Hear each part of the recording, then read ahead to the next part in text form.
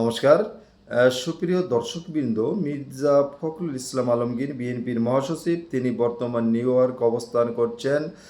অন্তর্বর্তীকালীন সরকারের প্রধান ডক্টর মোহাম্মদ ইউনূসের সফরসঙ্গী হিসাবে বর্তমান তিনি নিউ ইয়র্ক অবস্থান করছেন।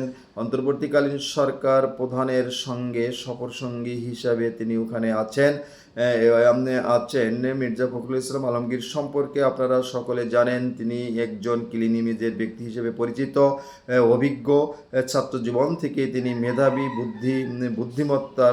বুদ্ধিমত্তা হিসেবে তার পরিচয় খুবই বেশি। তিনি সাবেক সংসদ সদস্য। তার সম্পর্কে বাংলাদেশের মানুষের ধারণা তিনি অত্যন্ত অভিজ্ঞ এবং ক্লিন ইমেজের একজন ব্যক্তি এবং একজন নেতা। তার মিষ্টি ভাষা সব কিছু মিলে বাংলাদেশের মানুষ তাকে একজন পরিচ্ছন্ন, পরিষ্কার এবং অভিজ্ঞ রাজনীতিবিদ হিসেবে মনে করে। এটা আমার ধারণা। বাংলাদেশের বেশিরভাগ মানুষই তার সম্পর্কে এই ধারণা। কিন্তু তিনি ইউনূসের সফরসঙ্গী হিসাবে নিউ ইয়র্ক অবস্থান করছেন।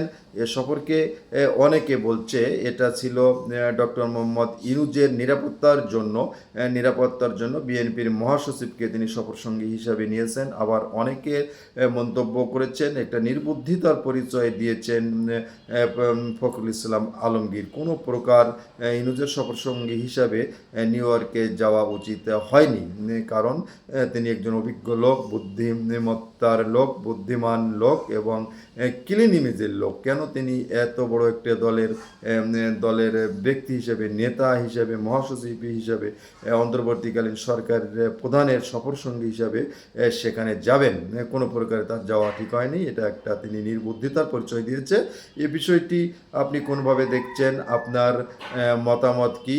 আপনারা সকলে জানেন বর্তমান নিউ ইয়র্ক অবস্থানকালে সেখানে আওয়ামী লীগের নেতাকর্মীরা এনসিপির এক নেতার উপর ডিম নিক্ষেপ করেছে, কিন্তু বিএনপির মহাসচিবের উপর ডিম নিক্ষেপ করা হয়নি, বা অন্য যারা গিয়েছে তাদের উপরও ডিম নিক্ষেপ করা হয়নি। শুধুমাত্র ডিম নিক্ষেপ করা হয়েছে এনসিপির এক নেতার উপর, আক্তার হোসেনের উপর। এই বিষয়টি বা আপনারা কোনোভাবে দেখছেন? আবারও আপনাদের কাছে জানতে চাচ্ছি, মির্জা ফখরুল ইসলাম আলমগীরের এই সফর আপনি কোনোভাবে দেখছেন? কমেন্ট বক্সে আপনার চিন্তা বা মতামত উল্লেখ করবেন বা জানাবেন, এই আশা রেখে আপনাদের সকলের মঙ্গল কামনায় শেষ করছি। সকলে ভালো থাকবেন। আজকে এই পর্যন্তই। নমস্কার।